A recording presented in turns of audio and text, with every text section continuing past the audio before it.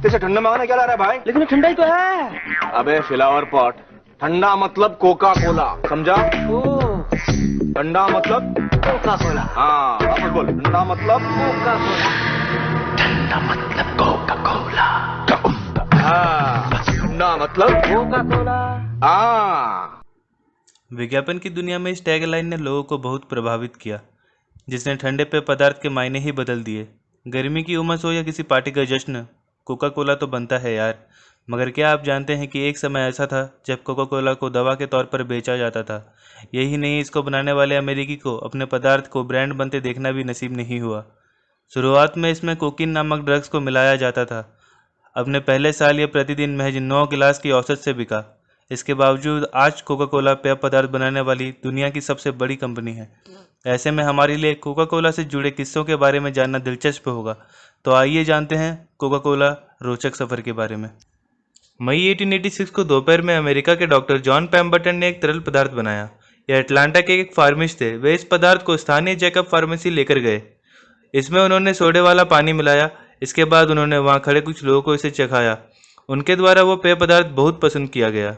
John Pemberton के बही खाता देखने वाले फ्रैंक रॉबिन्सन ने इस मिश्रण को कोका कोला नाम दिया।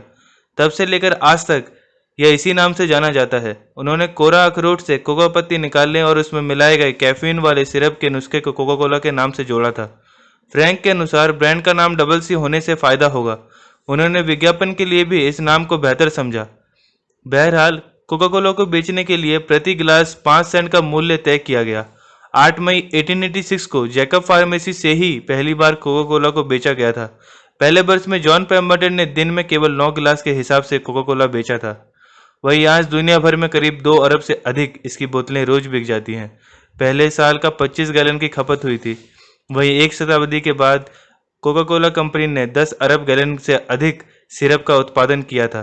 पहले वर्ष की बिक्री लगभग $50 के करीब हुई थी, मगर इसकी बनाने में पेम्बर्टन को $70 से अधिक खर्चा किया था। इस तरह उनको शुरुआत में नुकसान हुआ था। 1887 में एक अन्य अटलांटा के व्यवसाय व फार्मासिस्ट आशा ग्रीक्स कैंडलर ने पेम्बर्टन से लगभग $2300 में इसको बनाने का फॉर्मूला खरीदा। वे व्यापार के अधिकार हासिल कर चुके थे। दुर्भाग्य से 1888 में कोका कोला के जन्मदाता पेम्बर्टन की मृत्यु हो जाती है। कैंडलर कोका कोला के एकमात्र मालिक बन चुके थे। उन्होंने यात्रियों को मुफ्त कोक पीने का कूपन पास किया। उनका मकसद लोगों द्वारा ज़्यादा से ज़्यादा कोक पिया जाना था। जब इसकी आदत लोगों को लगी तो वो इस कोक से दूर नहीं रह पाए और खरीद कर इसका लुत्फ उठाया। उन्होंने ग्राहकों तक पहुंचने के लिए कैलेंडर, पोस्टर, नोटबुक व बुकमार्क्स इत्यादि के जरिए विज्ञापन भी किए। कैंडलर अपने क्षेत्रीय ब्रांड को राष्ट्रीय बनाना चाहते थे, जिसमें वे सफल भी हुए। 1890 तक कोका कोला अमेरिका के सबसे लोकप्रिय पेय पदार्थों में से एक बन चुका था, जो कैंडलर की बदौलत मुमकिन हो पाया था। तभी इन्हें कोका कोला का व्यापार बेहतर करने और उसको ब्रांड के तौर पर बदलने का भी श्रेय दिया जाता है। दिलचस्प यह था कि आगे कोका कोला के सेवन से सिर दर्द व थकान जैसी बीमारियों से निजात दिलाने की एक दवा के रूप में दावा किया गया था। इसको लेकर बहुत विवाद भी हुआ था, जिसके बाद में इस दावे को सिरे से नकार दिया गया था। अब कोका कोला के ग्राहक आसानी से बोतलबंद कोक को कहीं भी ले जा सकते थे। 1903 के बाद से कंपनी ने कोकीन की मात्रा कम करते करते लगभग समाप्त ही कर दिया। बाद में कोकीन की पत्ती का इस्तेमाल किया जाने लगा। जैसे जैसे कोका कोला की लोकप्रियता बढ़ने लगी, वैसे वैसे तमाम पूंजीतियों ने इसके व्यापार में उत्सुकता दिखाई। इस लिहाज से नकली प्रोडक्ट्स का भी खतरा कंपनी ने महसूस किया। वो अपने उत्पादन व ब्रांड को सुरक्षित करना चाहते थे। ऐसे में उन्होंने विज्ञापन के जरिए ग्राहकों को वास्तविक मांग की मांग और कोई विकल्प स्वीकार नहीं टैगलाइन के द्वारा आग्रह किया। कंपनी उपभोक्ताओं को आश्वस्त करने के लिए एक अलग प्रकार की बोतल बनाना चाहती थी, जिससे उन्हें असली कोक की पहचान हो सके। तब रूड ग्लास नामक कंपनी ने एक बोतल तैयार करते हुए प्रतियोगिता जीती, जिसे अंधेरे में भी कोई भी पहचान सकता था। 1916 में कंपनी ने उस बोतल का निर्माण शुरू किया। कोका कोला कंपनी तेजी से समय के साथ आसमान की बुलंदियों को छूते जा रही थी। अमेरिका के साथ ही कनाडा, पनामा, क्यूबा, फ्रांस जैसे अन्य देशों व यूएस क्षेत्रों में कोका कोला की खपत बड़े पैमाने पर होने लगी।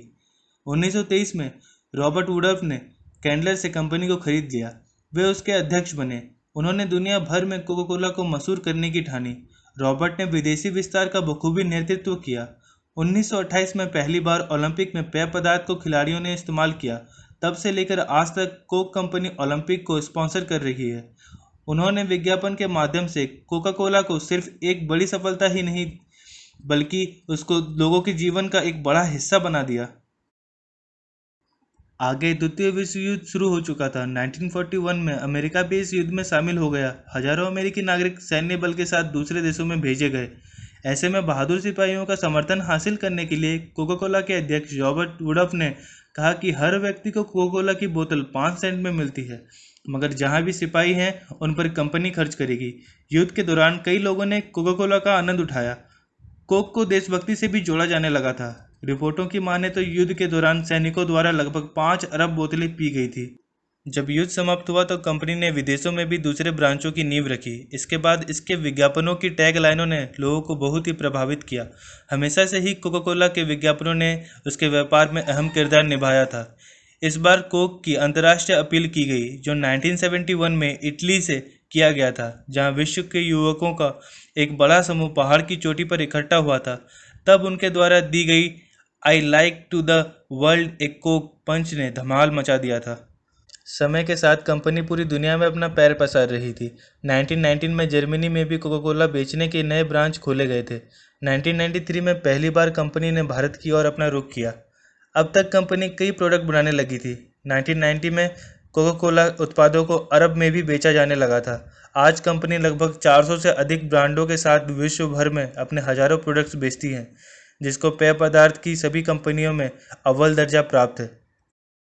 दिलचस्प यह है कि आज नॉर्थ कोरिया और क्यूबा में इसको बैन किया गया।